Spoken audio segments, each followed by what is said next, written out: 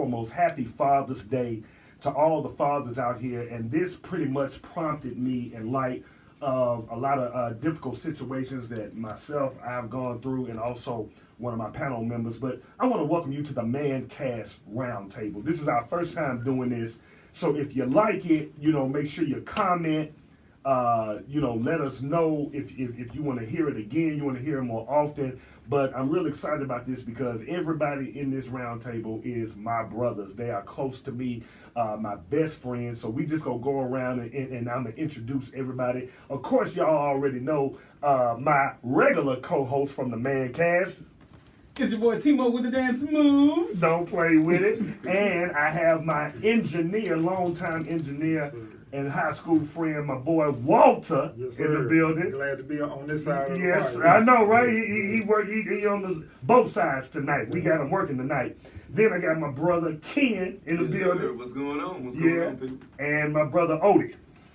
What's going on? What's going on? Man, everything is lovely, man. So this is what's going on, ladies and gentlemen. Black men on a round table. We don't got the table, but we in a circle. Yeah, we in a round. We're in the circle. It's the round. Yeah, it's the round table. So let's start first of all by letting everybody know their purpose. So, career-wise, of course, what you do, but speak to your purpose.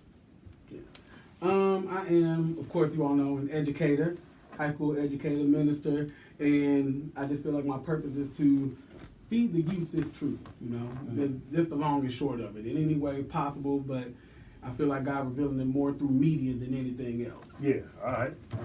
Well, again, my name is Walter Person, engineer, producer, studio owner. I think my journey or my purpose is to be just a conduit for music, so however people want to express themselves through music, whether it be spiritually, whether it be, their own personal story, whatever, or just creatively. So whatever I can do with and through music, I think that's what I'm tied to for sure. All right. Kenyon Cook, and I'm an educator as well, middle school, elementary, any level. Also a writer, director. What I'm really into and what I feel like my purpose is to push the youth. Let them see more than what they've seen in the past, I would say at least 15, 20 years, to give them something to hold on that's true. That's good. My name is Odie Talbert. I am an investor, have my own company. I'm also a certified personal trainer. Also, I'm an artist manager and manage my sister. So, overall, my purpose in life is to inspire. To Ken's point about the youth, we need more positive. You spoke about it earlier. We need more positive role models out there. I was fortunate to have a father, so any way possible, those that don't or those that did, my job is to make sure I'm inspiring the people that's come behind me. That's good. That's good. So as you see, man, we have a great round table here of incredible black men, and we just want to just speak to some issues of the black man, and I just wanted to hear their wisdom and get their wisdom on it, and hopefully we can not only help other black men, but also help the women that love them as well. Yo, let's kick this thing off with false images of the black man today. I feel like the media is really kind of got us under this attack of what they want black men to be, instead of black men standing up and saying, this is who we are. You know what I'm saying? For instance, the ongoing long thing of whenever you see a black person in movies or anything like that, they have this Hollywood thing where they put them in drag, and put them in dresses. Then you have, all right, I'm going to go one by one. Let's speak to that. Let's speak to the, just castration of the black man, trying to make us soft, feminine. Not too long ago, they had these new rappers, this dress craze that was going on. And I think it really speaks to the homosexual spirit and kind of promoting that agenda. How do y'all feel about that? I mean, especially for those of you who have sons. How do you feel about the image and how we're being portrayed? Well, I'm going to jump in right there. I think it has a lot to do with, you see sometimes things repeat itself. And so when you look at the ones who are we're being portrayed by, or per se who they're labeling us as, I believe sometimes those individuals don't have the right outlook or the right look at what they should look like. And so that's what we're here for, to be more positive influencers and motivators and things of that nature, because the seeds that are coming behind us, the people that are looking at us, they're going to imitate what they see. Yeah. And so the cycle will continue if we don't break it. So I think it starts, most of the time it starts in the home. If not, it starts with the people that, like us, that have the opportunity to be that positive role model for the individuals who may not see that on a day-to-day basis. Yeah. I agree. Just being more visible, even like you say, even if it's not your own child, being visible to you know, whether it's a nephew or a coworker's son or anybody, you know, just being more present and prevalent with that strong black message and just male image. I mean, that's what's really missing. It's like, and I think we were talking a little bit earlier, we don't have enough of this. It's not enough conversation about it. Right. And you kind of get caught up in your everyday life and, you know, the mundane tasks that you got going, and you miss out or just forget about how important that message is and how devastating the lack thereof is when you don't have that in the community, in the neighborhood, in your surroundings, in your conversation. Then the kids can only, you know, imitate what they see and go by what they get and what they don't get. And so I think that's Yeah, Ken, you have a son now. You know, you can really speak to this. Me personally, I look at it in a different light. I kind of look at it as a media situation, and in that, what I mean by that is what we see in the media is what our children are watching now. So our YouTubes, our Netflix, all of these different TV shows that are happening now. All of this to me is a way for the media and the power to be to change the image of a black male.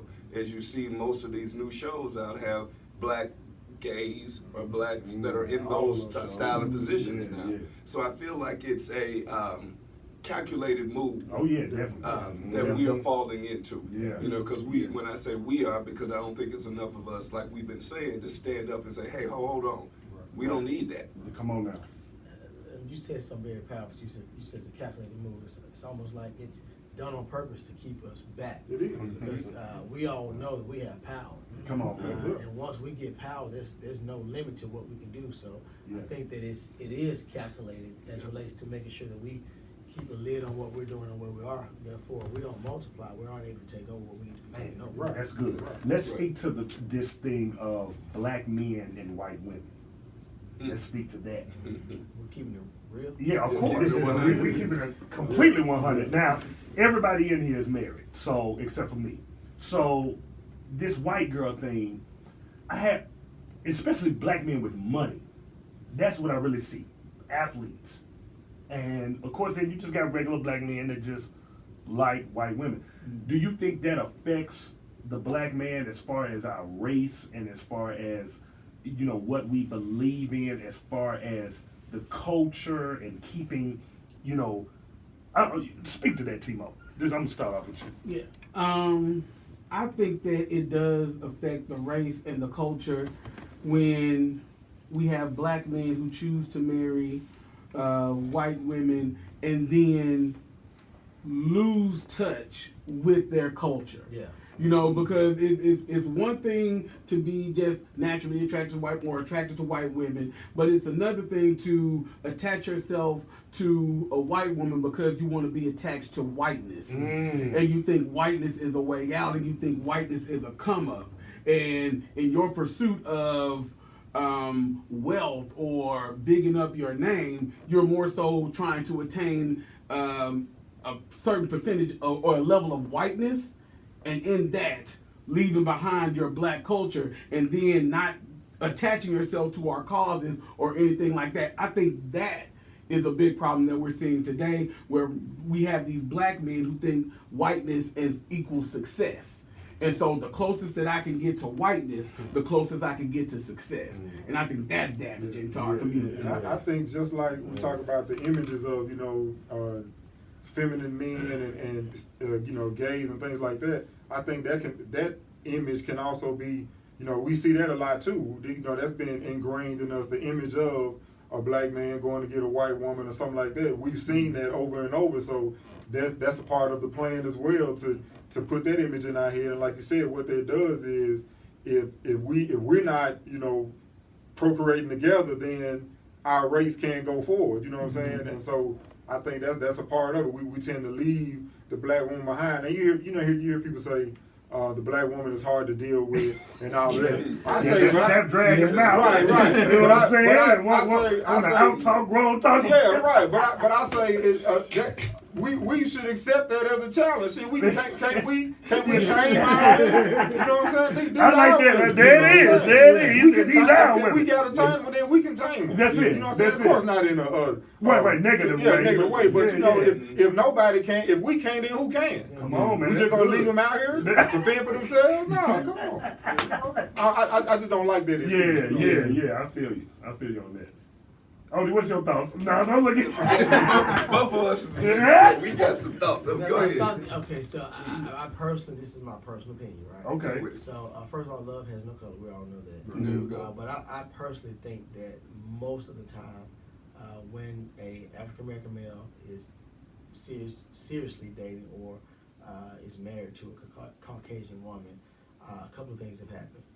Maybe they have experienced that African American woman they could not tame, That's it. and Right. maybe there's some what's the word I'm looking for? There's some bitterness towards all African American women.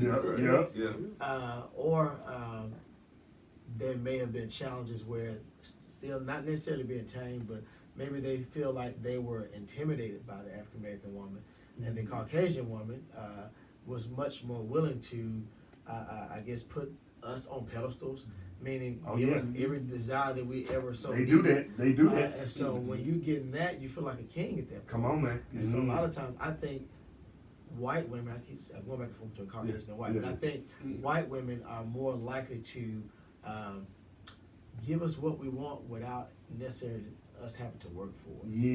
Yeah. And that's easy. So It's that's easy. more attractive and easy to a black man. I got that. I get that. Yeah. I think he's right on that. Yeah. I think it's an easy route sometimes. I Okay. mean, But is it the right route? No, I won't say it's I won't say that it's either one. Yeah. Okay. What I will say is that I think a man, his surroundings help to pick what he does sometimes. Mhm. So if I'm raised in a white situation, more often than not, most likely when I'm used to seeing and when I'm used to being around and who I've grown up to be, Right. my character is a person that has the strength to deal with that white woman, not per se the strength to deal with the black woman. And so I'll get in that position and I'll end up, Right. that's how we'll fall off in that area. Right.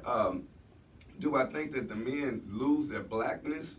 I think what happens is in trying to love that white woman, they are trying to appease that and not make her feel a certain way. So that causes him to back away from who he is and try to tame himself. Yeah. And that's the problem though, because a black man's a lion. We're not supposed to be tamed. Right. Come on, man. And so it gets into a tame type situation sometimes, trying to deal with that white woman instead of, being who we are. That's good. Now let's move to this. How did you guys, or let's talk to the men on the criteria you guys used in choosing your wives. I think that a lot of young men out there, they just really kind of marry out of lust. They'll marry out of flesh. They'll marry for benefits, a come up, but not a real, accurate description of no young man or men. This is how you choose your wife. Timo, start with that, man. How did you choose your wife? What was some of the things that you looked for, and what advice would you give to other men on this is what you need to look for and how to choose a wife? Well, to keep it real, she was physically attractive. so I was Of course. physically attracted to her. But just another thing that I looked for, because she was always fine, and people who listen, you all know my testimony. I thought she was fine, but I didn't really like her at first because I had preconceived notions about her character. I thought she was bougie or whatnot. But getting to talk to her and know her, I saw that she was a wise woman who really loved God, who had a plan for her life, who had a purpose for her life, and that's what was more attractive than her outside. Now, don't get me wrong. No, because The we outside- like what we yes, see. I like what I see. I gotta marry what I like. I Right, gotta marry right, what I like. right. It's gonna be a problem in the marriage if you don't marry what you like. Exactly. And so, but just her intelligence, her poise, her character, how she carried herself in public. how she was a woman of stature. You know, like people talk about my wife like, you just have a glow, you have a peace to you. And so like that's what really attracted me to her and said like, yeah, this the one right here. Mm-hmm. I think for me, because me and my wife met kind of young, in college or whatever, kind of first semester. So I think at the time, of course, I wasn't looking to get into no relationship, but we just started just hanging out and kicking it together, and we were so comfortable with each other, and it was just a friendship type thing. Okay. And then once I looked up, okay, now we've been together for a couple of years, you know what I'm saying, and it's still just. We just kicking it, it's just still good. We're together, but so friendship is important. I think so, very much so. Yeah, okay. And I think friendship. Can you be my friend? Right. Since I'm spending life with you. Right, because I have to be with you, Okay, through the ups, the downs, the good, the bad, whatever. that's good. When I don't feel like it, when you don't feel like it, Mm-hmm. I tell people all the time, relationships is pretty much, I guess, it's 80% of what you can deal with. It's 20% what you like with people, and then the rest of it is how much of your mess do I want to deal with, and how much of my mess can you deal with? Can I deal with your crap? So I think the friendship part is important, Okay. and then just being, just knowing that I don't want to be without this person. You know what I'm saying? I'd feel a certain way if I didn't have this person with me, or I couldn't go to this person. So when you get to that point, and I think lastly, if you got to realize that they're in it for you, that they all about you. And so sometimes you can tell some people are halfway in, but you can tell when somebody has got your back and they for you no matter what. And I think we as men need that. Oh yeah. We need. You got to have that. That's a definite. Okay. What are the things that made you pick your wife? Or soon to be wife. It'll be his wife next month. Yeah. Just to be real, like you said before, somebody that I knew that in the long run I didn't have to be fake with. That I like that. Yeah. You wanna find somebody you can be yourself with. exactly.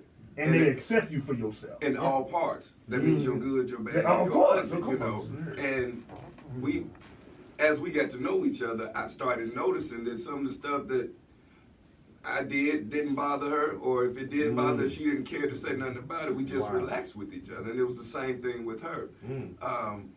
So to being that friend, being that confidant, being someone that we can sit on the couch with all night long and just talk, and don't have to go out and spend any money, or we can turn around and go spend whatever. Right.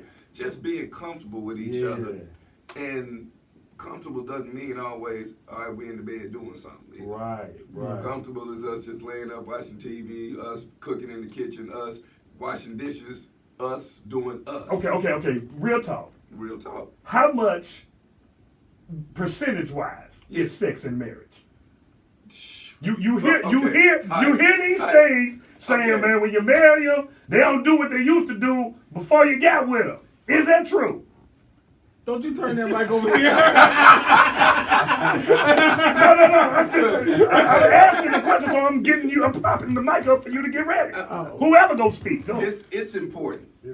I say give me percentage. What's the reality? 100%. Is sex is going on 100%? Is it going on? Or Yes. is it the importance of it? Is it important? No. I said, is it percentage wise? How much sex are you getting in marriage?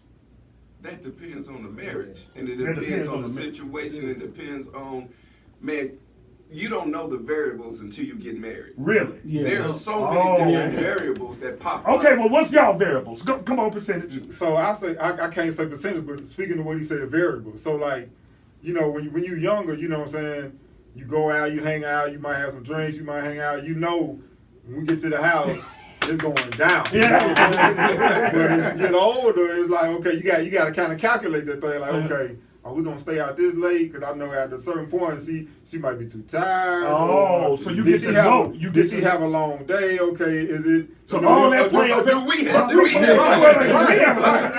What's my window? You know what I'm saying? Kids. That's what I'm saying. Kids. Stress on their job. So, like you said, you have to. How do kids affect it? Kids, Break that down. kids are a major component though. And they so unpredictable. Come on, Kids man. are a major component. You know they run up on you at any time. Unpredictable. Because, and I say this because, and it may be personal or not, but I don't care. Yeah, Show. I think women feel as if most of the time, and this is just a consensus, I think women feel that most of the time that their first priority, and it's not just saying mine, I feel like this, but their first priority are the children. And the Bible doesn't say that first priority. Ooh, come on, baby. Come on, man. Come on, Odie. That's what I'm talking about. Come on. That's why we having this round table, baby. Ladies, Yeah. your first priority It's your that husband. man. Is that man. And if he's getting taken care Hey, of, not that man, but your husband. Husband, We that's gonna good. keep- Yeah, we yeah, gonna yeah, keep yeah, it yeah. real. Right, We right, gonna right. That's keep it right. real. The husband, yeah. if your husband is getting what he needs, and again, other variables. You may have a husband that may not want it all the time. So, Here it is. hey, don't give him everything. Don't give it to him all the time. That's not what he wants. Right. But I don't know a man that doesn't. But, Exactly. but if a husband is getting what he needs, there'll be a lot of weights that we pull off the woman because he's completely satisfied, which will actually in turn satisfy the woman as well. So it's important to know what your spouse, what's important to them. Yeah. Yeah. That's good. All right. Nothing else on that, fellas? We're good. Okay, all right. Get no percentage. Yeah, all right. They ain't giving no percentage. All right, let's move from that into fatherhood, man. Being a black father in this day and age, with the things we talked about in the media, you know, man, brothers, like, let's start with girls. It's terrifying. Yeah, man, you know what I'm saying? Because you hear the saying that girls is a player's curse. You know what I'm saying? So everything you was to women, now you have to be so protected. And I can just only imagine. I'm probably I don't give it justice. Just to think of all the things I did to girls. If my daughter is that being done to her, you know what I'm saying? Like, whoa, talk to me, man. How do you father young girls in this day and age? Man, I think a lot of prayer, a lot of meditation, a lot of just trust and faith in the seeds that I sow and what I instill in them Right. will be enough for them to fend off the ones they need to fend off and allow the ones into the picture they need to be in. You know what I'm saying? I just think about, like you said, the curse thing, like all the stuff I did. You know what I'm saying? Yeah. All the stuff I did, all the stuff I was trying to do. Yes. You know what I'm saying? And it's just like when I'm looking at them, I'm like, damn, somebody gonna be trying to do this to my daughters. You That's know what right. I'm saying? That's They, right. and then I think it's a daily, it's a daily challenge, but it's a daily growth to each day try to accept more and more and more that this a female, this a girl, this a lady, she's gonna be a woman. All the things that my mother did, she's gonna want to do. All the things that my wife has done, my daughter is gonna want to do these things. So as a man, I gotta accept that, but it's a challenge day to day. I think it get a little bit stronger every day, but it's a challenge. Right. I think about it almost daily. You know what I'm saying? I got you. Oh, do you? Yeah, and ditto everything Walt said. Yeah. I mean, I would repeat it, but I don't want to be redundant. But another component that you did not hit on, I think, is making sure that your daughters know that they're loved. If you think about the history with some of the ladies in the past, or That's girls real. in the past that you've been with, Searching for it. a lot of times they didn't get the attention they needed from not necessarily their father, but that male figure that they were looking for it from. And at that point, they were looking for something. It just had to be us to walk in and, like a snake at that right moment, and do it to them what we should not have done. However, history repeats itself, and we're looking at ourselves now, like to your point, wow, my daughter may go through this, my daughter may go through that. But I think it's important. Every day I tell my daughter I love her. And I want to make sure that she knows she's loved. That's she good. doesn't have to accept anything less than what I'm giving her. That's good. And so at this point, because the media, social media is so relevant now, I'm starting to have little conversations with my daughter. You know, just trying to test the water, see where it is, Right. and let her know certain things as we're getting older. She's growing and learning certain things. And I don't want her to tell me what she already knows. I want to be the one to teach to her first. Yeah. So it's very important to love on your daughters, and I think starting to talk to them at an early age to make sure they understand what they get into, and to kind of weed out some of those situations of those guys that may come at them later on. I kind of got a question in Okay, between go because ahead. I'm new to this.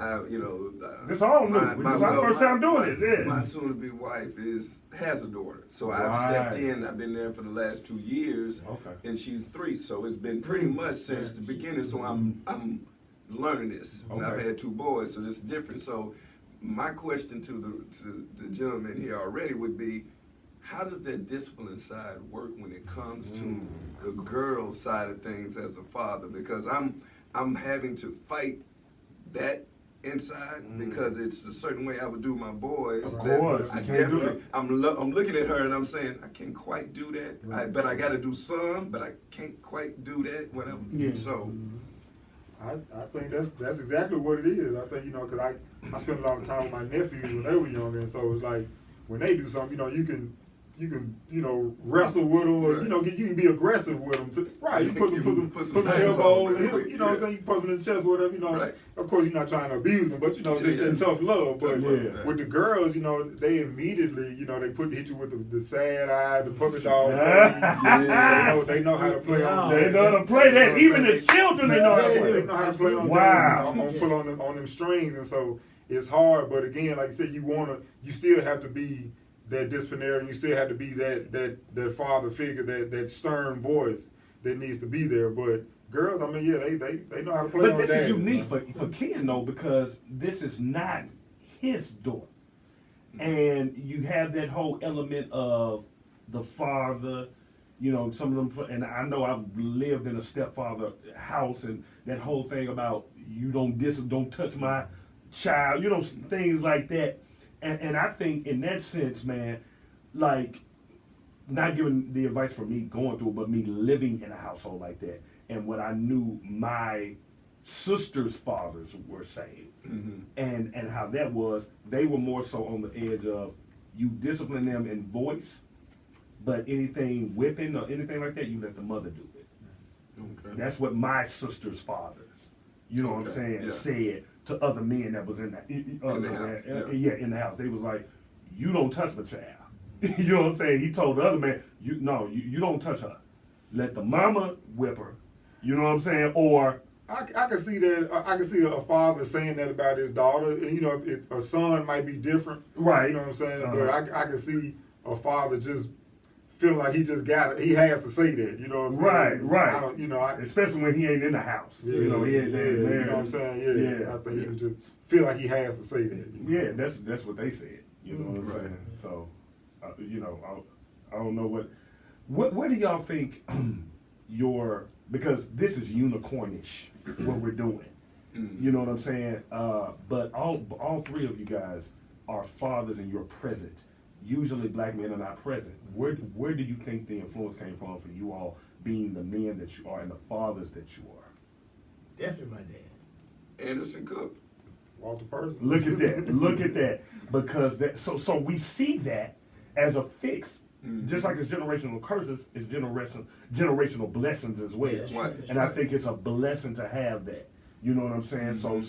But how do we tell the fatherless? How do we teach them that didn't have what you guys had? And I'll start with me because everybody in here had their father, but I didn't have my father in my life. So what I would say to that is, men, you have a spiritual father, and he was your first father. And one of the things about not having a father and we're so susceptible to glean from the wrong men. I gleaned from pimps. Some of my uncles were pimps, dope dealers, gang members, and even the media. Even I was gleaning from that, thinking that's how a man's supposed to be, or that's how a father's supposed to be, or the fathers, of course, those type of people, they didn't take care of their children. They ran, so boom, that's what I'm thinking, that's what a man and a father is supposed to be. But once God came into my life, then I started subscribing to the lessons that the Bible teaches us on how to be godly men, and I gleaned from that. So any man out there that didn't have the privilege of Ken, Odie, and Walter, and Timo, of them having their fathers, I'm saying that you can get that example from not only God himself, but through spiritual, godly men. You know, examples. Yeah. Examples. They Yes. can, you know, pastors or your mentors or anybody that you see that is opposite of what you've been living in. You can aspire to glean from that and to, you know, draw from there. Sure. Yeah. So after fatherhood, man, I want to speak to definitely the loss, death of our fathers, and for me, and I think you know, I've recently a week and a half, man, it's still new with me, but Walter lost his father in high school when we were in high school. Odie, you lost your father a couple of years ago. 2011. 2011. I'm just gonna start it off, y'all, with it being fresh. And if any man has ever lost their father, I need you to hear us and hear the wisdom we're gonna give you. First of all, especially church people, religious people, they have this ignorant way of looking at death as to saying, "This too shall pass." Death of a parent will never pass. Yeah. It will never pass. You will learn to deal. You will learn to accept it, but the hurt and the pain of it will never pass. For me, I didn't know my father until 2013. So we're talking 6 years, 3 physical visits. I'm talking about of years of not growing up, not knowing him, being in an abusive relationship with a stepfather that terrorized me and abused me, not having that father to come to my rescue and stand up for me and teach me nothing. And the thing about it, man, God told me when I met my dad, he said, don't bring up nothing that he did. And that was the hardest thing, Walt, I ever had to do, is to not get the answers I needed to get for him not being a father. He just said, love him for where he is. And then you up and take him. You know what I'm saying? So I feel regret. I feel like it wasn't enough time. You know what I'm saying? It's just a pain that I feel because, you know, you guys have lived with yours, or for the time being, you had yours, and it was just things that you were gleaning and you were learning, but you still feel like it was more I needed to. How did you deal with the loss? What can you give advice to people who lost their father? I think mine was slightly different. And the reason why I say that is because my mom, I just buried my mom Saturday, and my mother kind of took the place of what we were missing when my dad left. Not saying I wasn't getting it from her, I was definitely getting it from her, but I think it was love. Both of my parents loved us, they loved on others as well, but when my dad passed, my mom took it up to another level. That makes sense. So it was like there was a gap, empty space, a void that she was helping to fill. However, to your point earlier, this too should pass. It ain't passed yet. Yeah, man. It's And matter it of ain't fact, gonna pass. and now for me right now in this moment, it's even fresher to the point like I feel like I was robbed. Yeah. Took my dad, and took my mom, but more importantly, my dad. I'm named after him. I'm his namesake. Come on. I'm the last of my generation with that name. That's it. So there was a lot of important things that I held on to because of my dad, and there's some things that have transpired over the past few years. My dad hadn't been able to see. He sees it upstairs, but I want him with me to see. That's You know, right. I That's want him right. down here on earth seeing. Yeah. So there's different. Like I said, my mom kind of stepped up in that place, and I've had strong brothers to help keep me going. They didn't know they were filling those spots, but God has a way of putting people in your life that fill certain spaces to help with whatever you were looking for, whatever you were lacking at that point. Yeah. And it's funny you say namesake because I'm my dad's namesake. You're